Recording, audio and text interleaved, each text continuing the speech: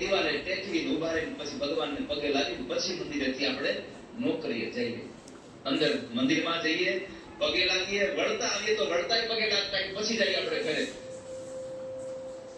વાલા સજ્જનો, જેવું પણ દે એટલે આપણે મંદિરની બહાર ઉભા રહીને હોર્ન વગાડી દઈએ પછી અંદર જવાનો સમય નથી આપણી પાસે. કે સુખ આવ્યું.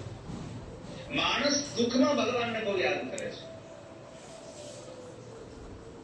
અને એટલા માટે જ એમાં કુંતાએ ભગવાનને કહ્યું, ભગવાન આ હસ્તિનાપુરનું રાજ્ય આવે ને તમે વયા જતા હોવ તો તમારા વગરનું હસ્તિનાપુરનું રાજ્ય અમને જોતું નથી. અમે પ્રાર્થના કરીએ છીએ વિપદઃ સંતુના સસ્વત તત્ર તત્ર જગદગુરુ. ભગવાન હું તમને પ્રાર્થના કરું છું કે મને નહીં, અમારા પરિવારના બધા જ સભ્યોને તમે દુઃખોથી ભરી દો. ફરી પાછા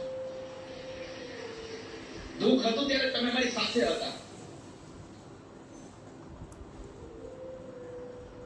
ભગવાન કઠોર કૃપા કરે તો સમજવું ઠાકોરજી આપણને એની નજીક બોલાવી રહ્યા છે એટલે કઠોર કૃપા કરી રહ્યા છે.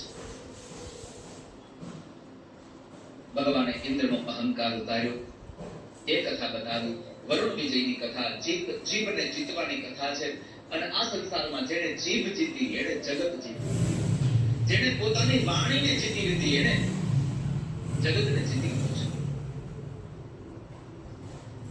તો પરમાત્મા એ વરુણ વિજયની કથા બતાવી અને પછી 5 અધ્યાયમાં રાસ પંચાધ્યાયની કથા છે કે જેમાં ભગવાન કૃષ્ણ વેણુ વગાડે અને ગોપીઓ અડધી રાતે પરમાત્મા પાસે આવે અને પરમાત્મા પાસે આવેલી એ ગોપીઓ ભગવાનને પ્રાર્થના કરે, પ્રભુ અમને રાસ રમવો છે.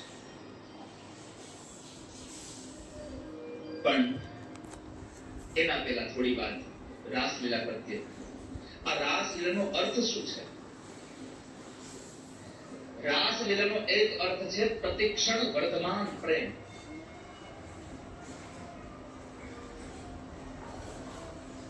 રસાનામ સમૂહો ઇતિ રાસ. રસ કયો? રસો વે વિષ્ણુ. ભગવાનના નામનો જે રસ છે એ જ આપણા માટે રાસ છે. રસમાં ભળી જવું એટલે આપણે રાસમાં ભળી ગયા.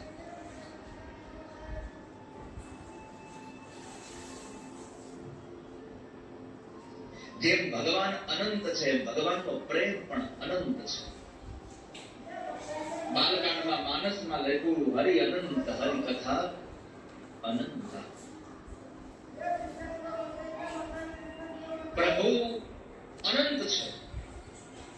પ્રભુની લીલા અનંત છે.